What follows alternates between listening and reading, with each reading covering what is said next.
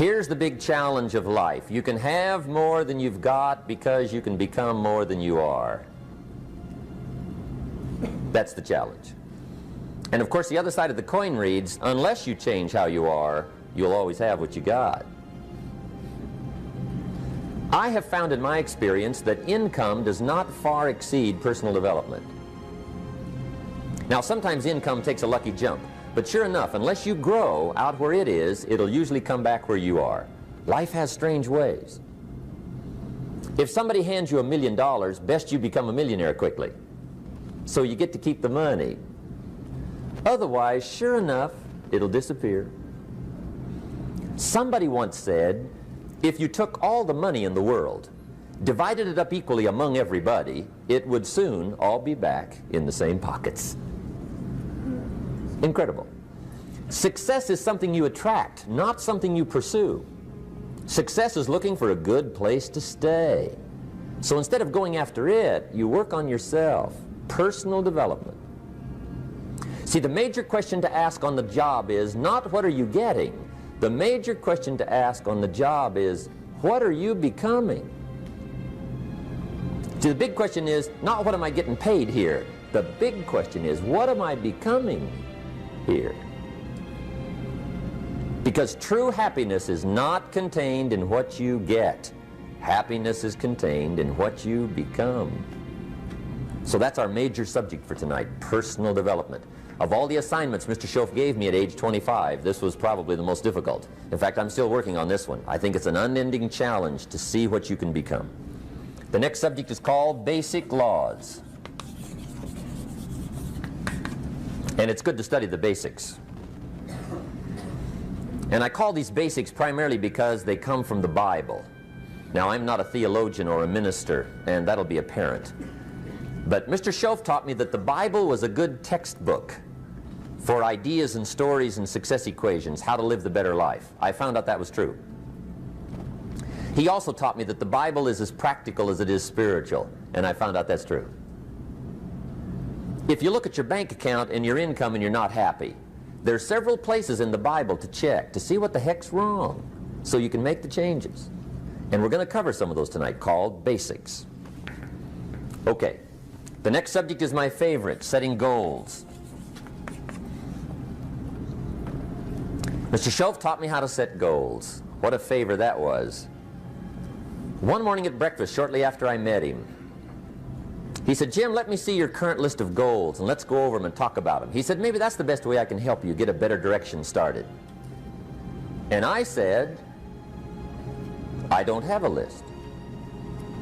He said, well, is it out in the car or home somewhere? I said, no, sir. I don't have a list anywhere. He said, well, young man, that's where we got to start. He said, I can tell you right now, if you don't have a list of your goals with you, he said, I can guess your bank balance within a few $100s. Which he did. And that got my attention. I said, you mean my bank balance would change if I had a list of goals? He said, drastically. That day I became a willing student how to set goals. And sure enough, learning how to set goals changed my life. And I often wondered why no one had ever taught me how to set goals up until age 25. I went to high school, but if they offered it, I missed it. I went to college for a year, never heard it. I worked for Sears. Really. And to my knowledge, Sears never taught it. Right? How to set goals. So here I am, age 25, married, my family's starting, I've been to college, I'm working, and I still don't know how to set goals. But fortunately, when I was 25, I met the man who taught me how, and it revolutionized my whole life. Economically, socially, personally, it's incredible. So I want to share with you tonight what Mr. Shoaff shared with me, how to set goals. It can be a life changer. Okay, the next subject is the negative part of the seminar. Life is part negative, so we got to talk about the negative. And this subject is called diseases of attitude. Diseases of attitude. There's a lot of things that can wreck your chances to do well. We live in a rather dangerous world, so you got to be not only wise, you got to be careful. Now, attitude diseases are just as bad as physical diseases, right? High blood pressure, heart trouble. I mean, a lot of things lace your chances to do well. So you've got to be careful. And attitude diseases are deadly. I mean, they'll destroy all the good things you start. Okay? So we'll go through those attitude diseases, how to spot them, how to look for them, what they are, and the cure. And I'm a pro on these because I've had them all, so I can give you excellent advice on these.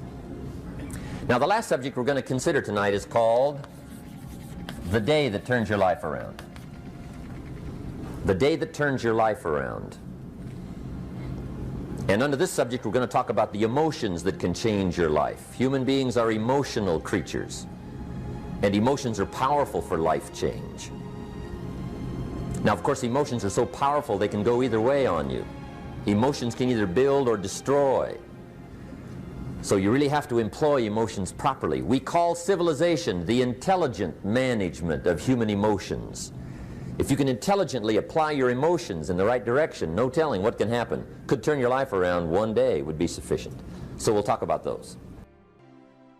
The major key to your better future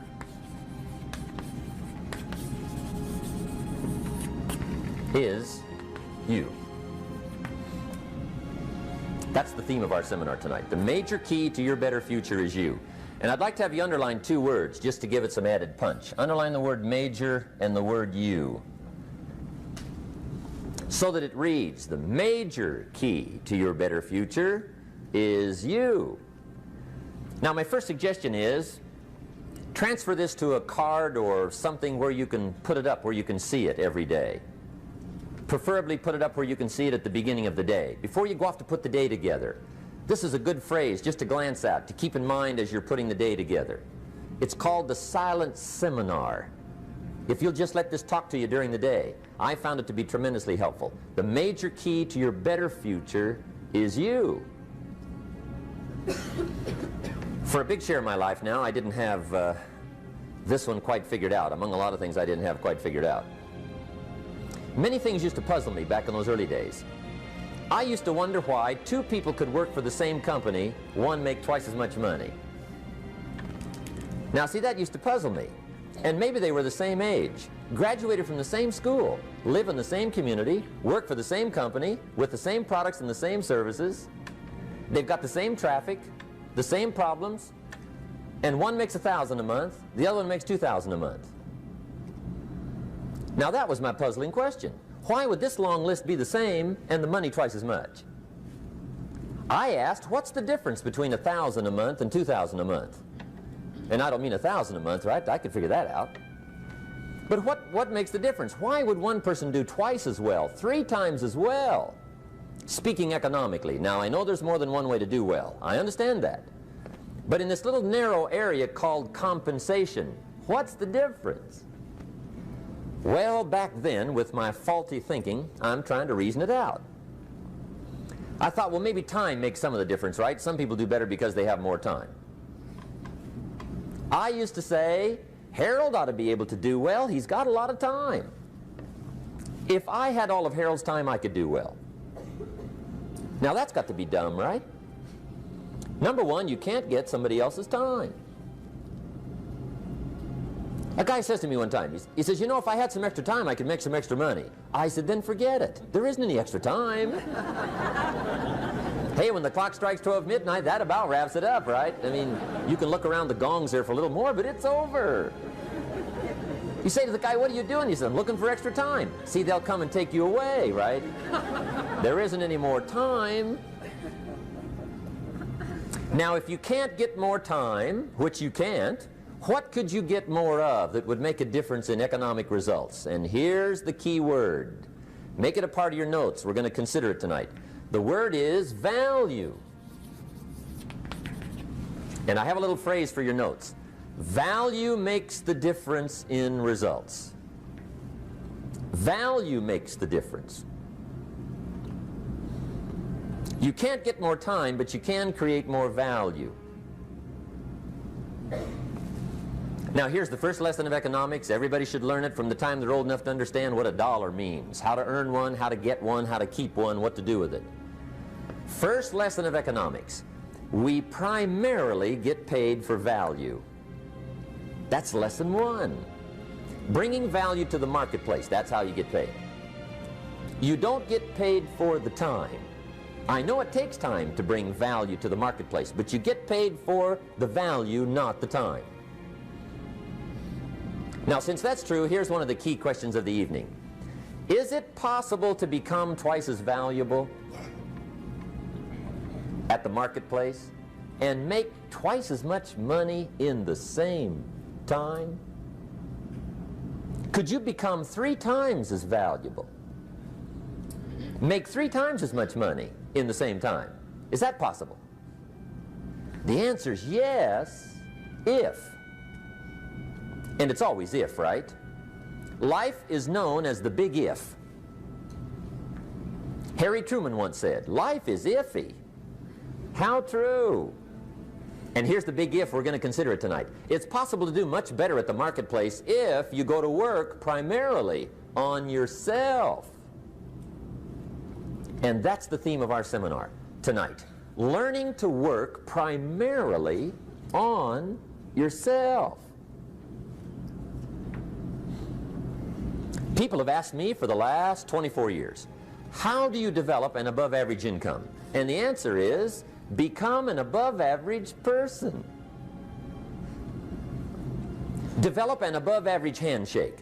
Some people want to be successful, they don't even work on their handshake. As easy as that would be to start on. They let it slide, they don't understand. Develop an above-average smile.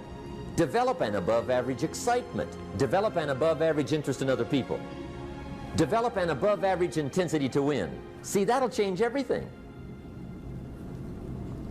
Probably one of the most frustrating experiences in life is looking for an above-average job with above-average pay without becoming an above-average person. It's called frustration.